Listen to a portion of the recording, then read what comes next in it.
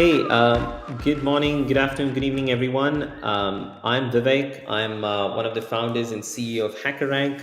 And for those of you not familiar with HackerRank, we build products to showcase skilled developers across the globe to companies and enable them to hire them, upskill, and mobilize developers, all based on skills.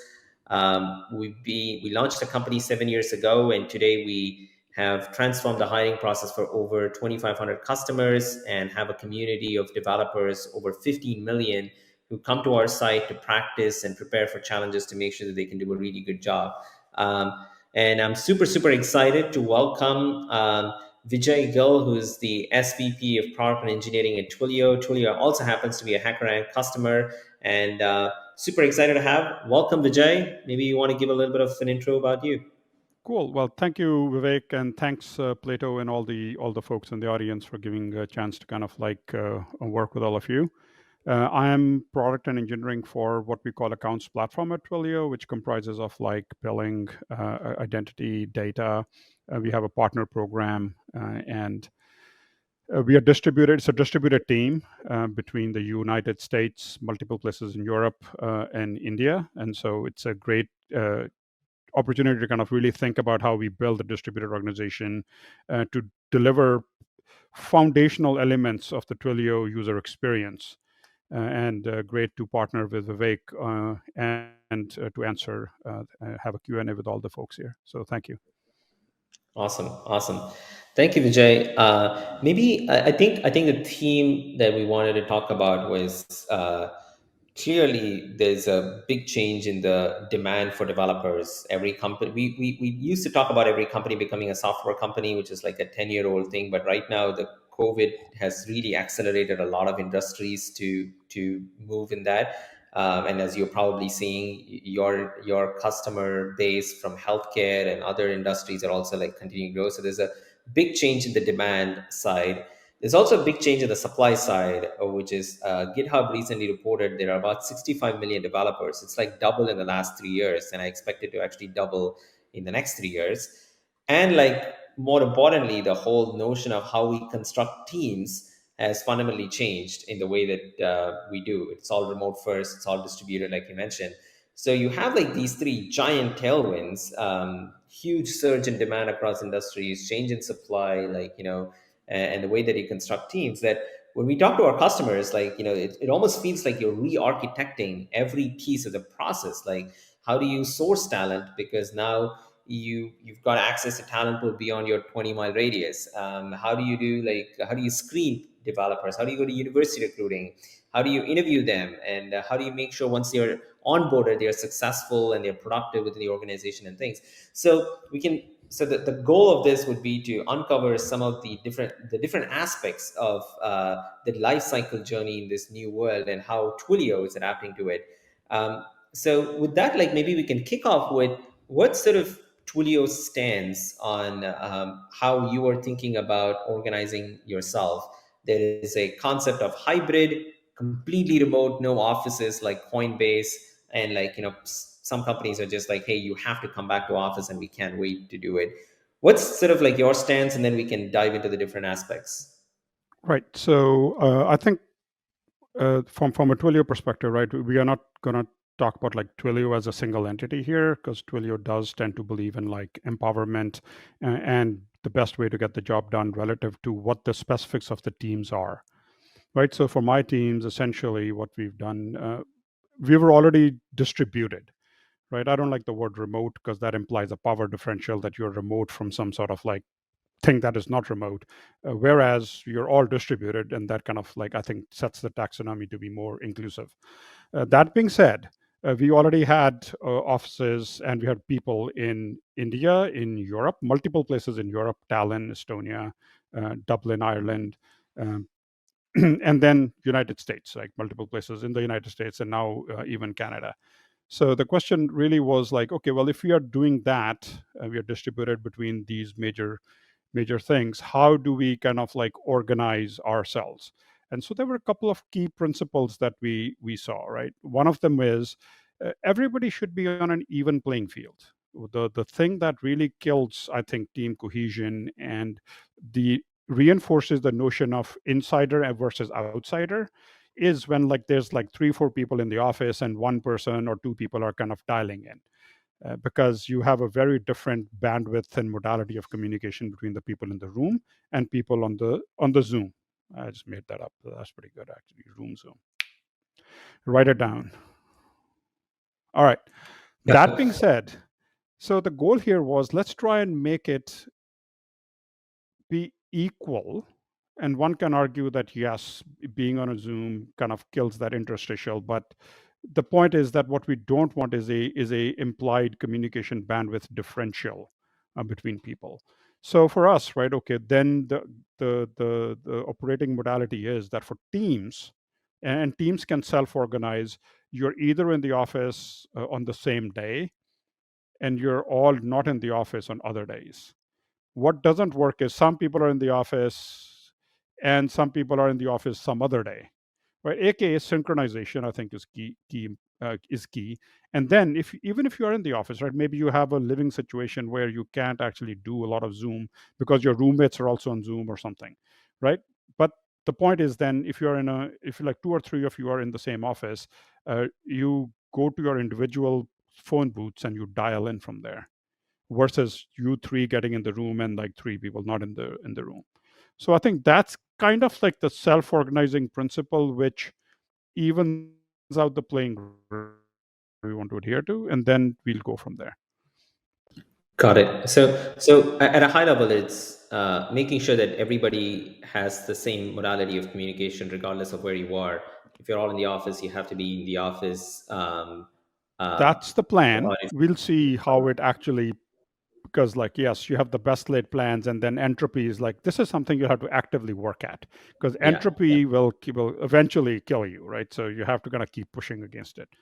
Yeah, yeah, yeah. So That is awesome. So maybe since you talked a little bit about entropy, one of the ways entropy plays a big part is in hiring, which yes. is you start to like as you get like more and more developers, your entropy just starts to make it more chaotic, and like Hmm. maybe you start to think about your bar might go down and things on those lines, and you try to do an antidote by having bar raisers and things on those lines.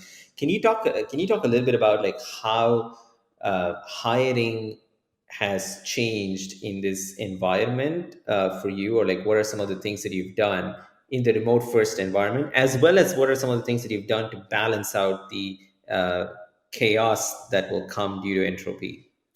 Uh, so that's a great question, right? So first, let's go back to your stats, right? Like, hey, the world now has 65 million developers and so on and so forth. So for me, the way I think about it is, right, interviewing is a sorting problem, right? You have a lot of developers. The question is, how many of them are good?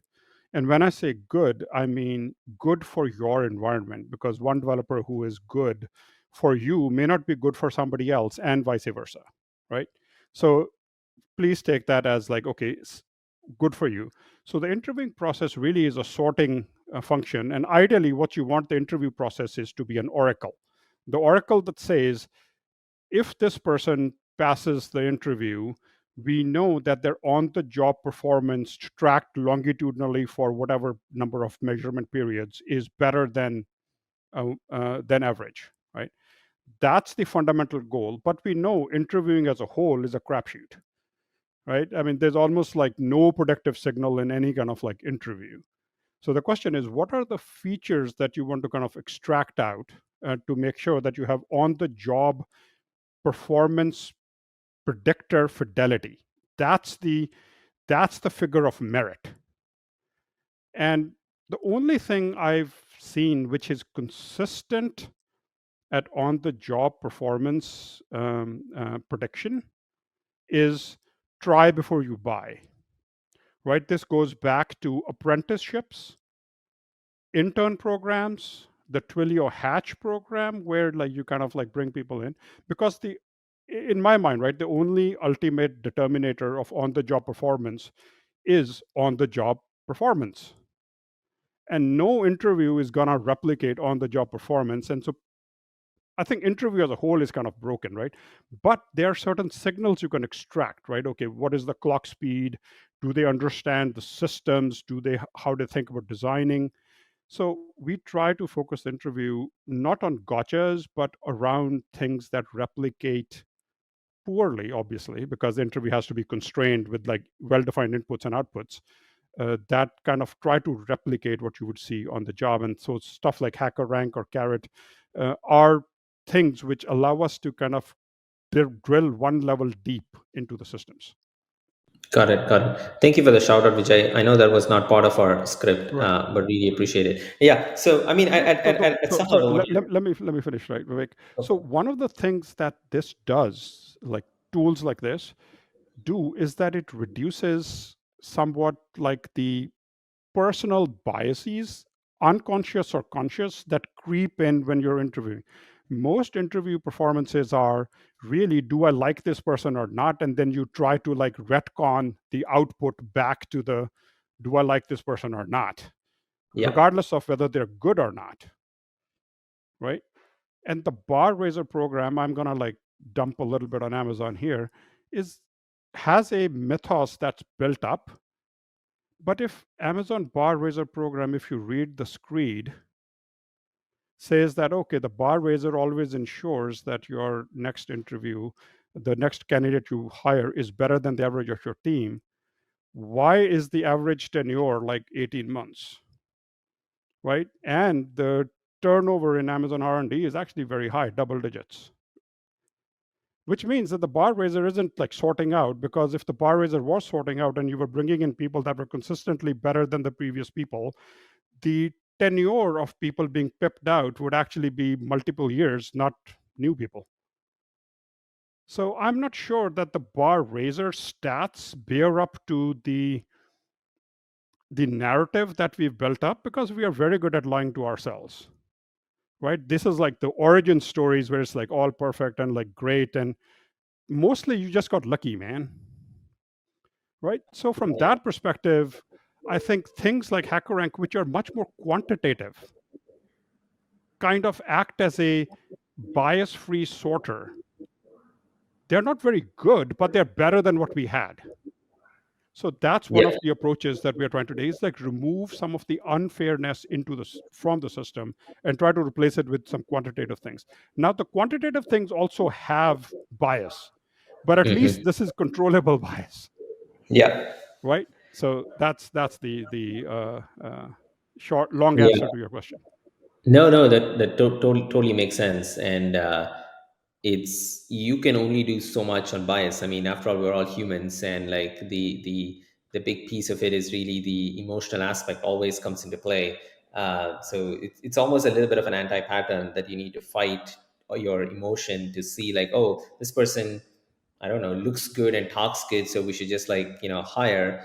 Or like you do you confirmation bias comes into play, which Yep. is like you go and search for evidence as to why you want to go and hire this person to do that. Totally makes sense.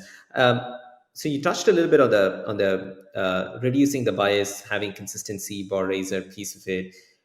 Maybe you can touch a little bit on remote. Like, have you sort of changed any of your principles or methodologies of how you look to hire in this new world, or because of the fact that you were like kind of distributed across the globe, it hasn't you were already operating like that and you just needed to make like a few tweaks to do it? Can you talk a little bit about that? Yeah, I think, boy, there's like this, like, I don't think we have enough time to really kind of drill into those. What um, what we can talk about is like, okay, how have we tried to adapt to the remote world, right? So one thing was, previously when we were in the office, you don't realize how much information is flown laterally throughout the organization through interstitial meetings, right? That's like kind of like the tissue that binds various groups together, is the interstitial interactions between getting your work done, right? And the Microsoft paper, which I put on my LinkedIn and which just came out like I think late last week or last week in Nature, is actually a very good quantification. Now it's Microsoft only, but at least we've got like hard data, right? That shows that I think, Vivek, that existing relationships ossify, new relationships decay, or don't get formed at all. right? So Yeah. basically, what that means is that the company gets more and more siloed, where a lot of innovation comes from like what I would call like chance encounters, which is why if you look at history, right, a lot of innovation is city centric. Matt Clancy at Iowa State actually has a fair amount of research done on this. But basically, a lot of there's a reason, right? Cities are centers of innovation. That's mostly Interesting. because Yeah. interstitial interstitials happen, right? Meetings. So what we are trying to do is we are trying to make sure that our onboarding is robust. We are trying to memorialize our onboarding processes. We are trying to set up. I think there's a Q&A. How do you perform team building activities in remote first locations, right? Hmm. What kind of activities do you perform? I think those are super important. Um, One of the things that we try to do is like, okay, we have what we call chalk talks, where each group kind of gives a little bit of a talk about something that they've done, and that might be germane to the audience. Um, so that builds certain connections, and we've seen some of that happen where we talked about like an insights product we had built, and a couple of people were like, hey, that framework looks really good for us, which was completely, if we hadn't done it, they would have just done something else. This Yeah. The other one, which is kind of cheesy but surprisingly fun, is those breakout rooms, the virtual escape rooms that people Yeah. do. uh, those tend to be a fun, and they build some interstitial ties.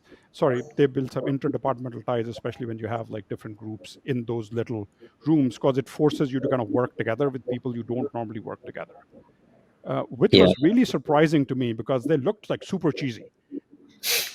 But it's like it worked, right? So uh, Yeah. that's how Have we do. you have you found that to have you found that to scale? What I mean by scale is it's a very novel idea when we actually go ahead and present, and even we tried it. But after some time, there is the level of Zoom fatigue that actually sets in. That this almost feels like a chore for you to like go and jump onto another room uh, to do like sort of the breakout and things in those lines, as opposed to, hey, can you actually organize more like an in-person meeting? And maybe it's lesser frequency compared to the virtual breakout room, which you can organize easily. Have you found that to actually stand the test of time, so to speak? uh, you'll have to rephrase that, Vivek. I'm not sure I fully got what you're going There for. was a It's very novel at the start. People are very excited about doing the virtual breakout rooms to do it. Has it like sort of declined in interest and frequency over time because there's a Zoom fatigue that will creep in, even though it is a breakout room? Like, oh, it's another meeting that I have to that's on my calendar. Oh, I got it. Yeah, absolutely right. We used to have like this virtual tea time and so on and so forth, Yeah, where we would do those, but eventually people just kind of like, I don't want to stare at a screen anymore, kind of yeah, thing. However, taking time out of your day to do the virtual escape rooms and so on and so forth, where there's an activity, it's a directed activity. I I think see. that is the difference between just people kind of randomly showing up on Zoom and staring into each other's faces, right? That tapped out. I mean, I think there was, like as you said, right, there was an initial surge, and then the Yeah, new normal is like, whatever, don't really care. yeah, yeah. You see that across like bunch of people I've talked to, right? So it's not just us. Got it. Got it. Makes sense. Maybe so. You talked a little bit about like putting together the onboarding docs and like making sure that it's much more methodical, much more principled across the board. Do you think the remote world was like a forcing function for you to do all of these things, which in an ideal world you should have done it earlier, but we just relied on people tapping on each other's shoulders and getting things done? Has it made more disciplined, or is it too early to say? I think definitely it has made us more disciplined, right? Because one of the things you don't realize is how much bandwidth and communication happens laterally just by being around people, Yeah, right? So this forced us to be more planful about it, right? We write our onboarding docs like, okay, meet these people, set up these things, join these channels, so on and so forth, right? But fostering connections across teams is still a work in progress, right? So we are doing planful activities like virtual offsites with different groups to get that get those linkages built up, which is what the Microsoft paper actually talks about, is that those decay, right? So you spend a lot of time trying to make those better. And writing stuff down actually, I think, imposes a sense of discipline also. So again, it's modelable, where interstitial sideways knowledge transfer is not modelable, Yeah. right? Yeah. Yeah, no, the Microsoft paper was very, very eye-opening for me. Although it's interesting that Microsoft still is operating in a remote-first way. After that, there were definitely, uh, I think it was interesting for me, for us, in the sense that when we thought about in-person offsites as a way to strengthen the human bonds and connections, we thought of it as like doing it on a team basis. But interestingly, the paper was talking about like how it actually the remote first strengthens the intern, but within the team, but not so much inter-team. So we Yep. actually are starting to think about like a completely different approach on offsites. Like no, no, no. Like how do you make sure that like product and marketing can meet, and not like within like product organizations to go ahead and do it. So that was like an interesting revelation that came out of that for us. Uh, Makes sense. Although like there are like a bunch of caveats, which is like it's just one company. It's in a very early stage of the Right. pandemic that it was actually done, and things of the science. So there's like things we need to take it with a grain of salt. Um, Now, just like talking a little bit about this.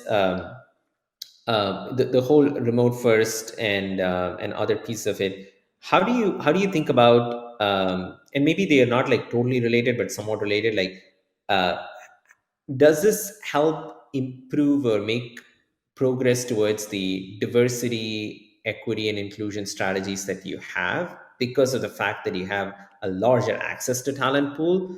Or has it been like something it hasn't had that much of an impact because you were already doing a lot of things? There were other activities that actually contributed to a higher degree on that.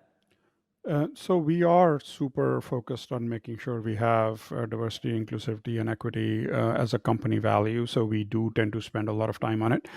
It has opened up the aperture, right? It has opened Mhm. up the aperture because now uh, people who may not have had the geographical advantage of being in certain locations can now apply.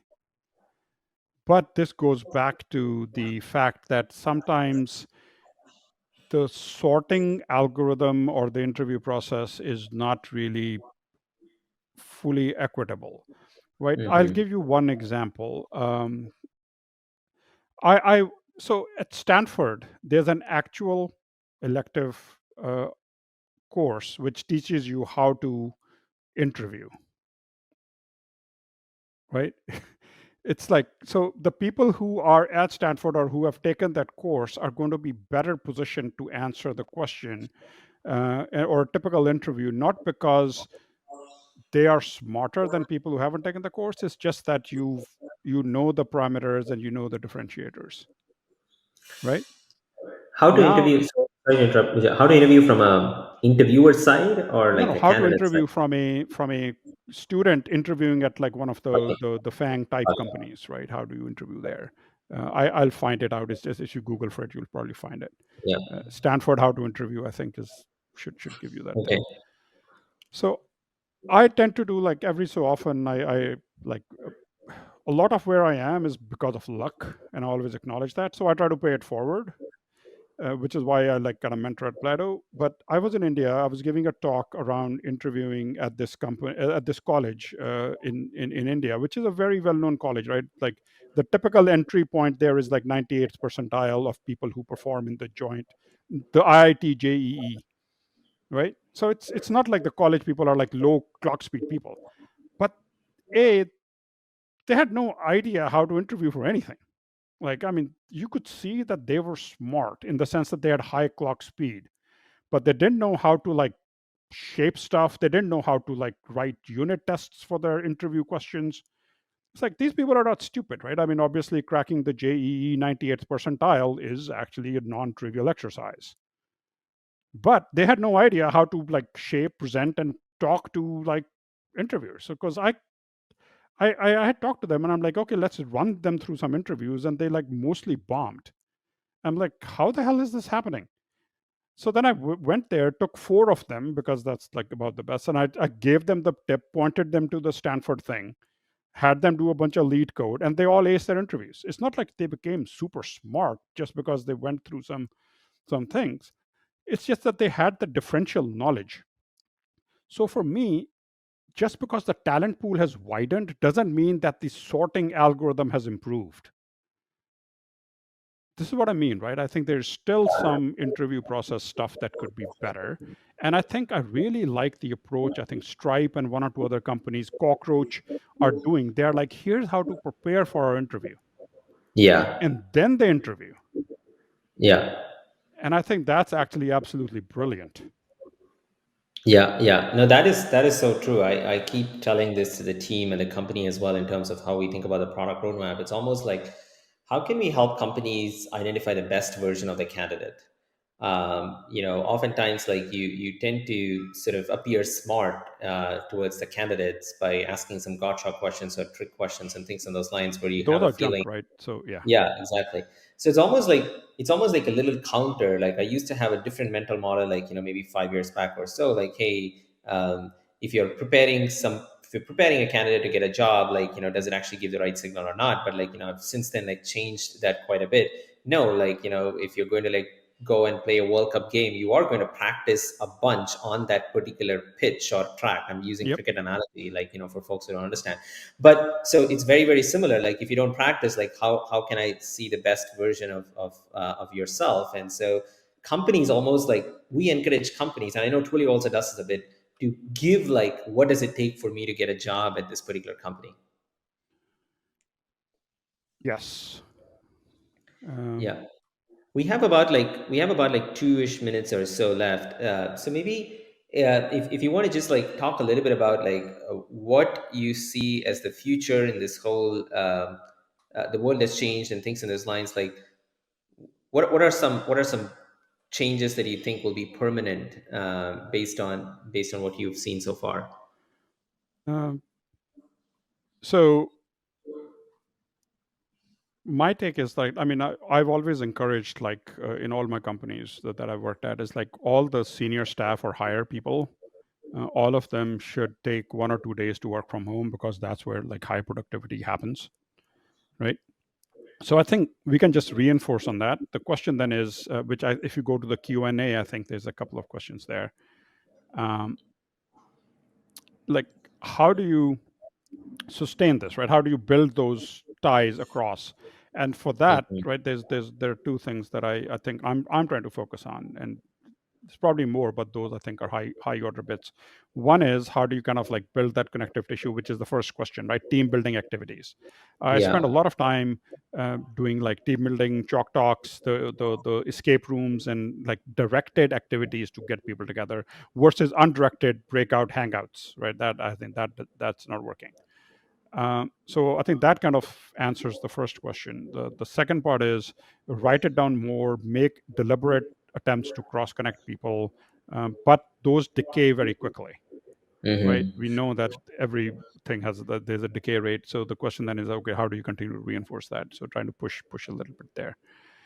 Um, yeah. So I think some of it is we're just making stuff up as we go along, and like more data Hmm. will help us improve. But we've been doing it for like what, 18 to like 20 months now. And I think this is probably going to be where we are going to have to do it. Like, what I foresee for most companies is um, remote or distributed, with fair amount of flying in and to kind of like do in-person meetings. Got it. Uh, but Got it. otherwise, yeah, I mean, I don't think we're going to go back to the 5 days anytime soon. But again, We've crossed the chasm. uh, we've crossed the chasm, right? It'll be hard to walk this back. Yeah, yeah. That's awesome. We'll wrap up with that. Thank you so much, Vijay, and thank you, Plato, for giving us an opportunity to talk about the change in the life cycle management in a remote environment. Perfect. Thank you. All right. Have a good day.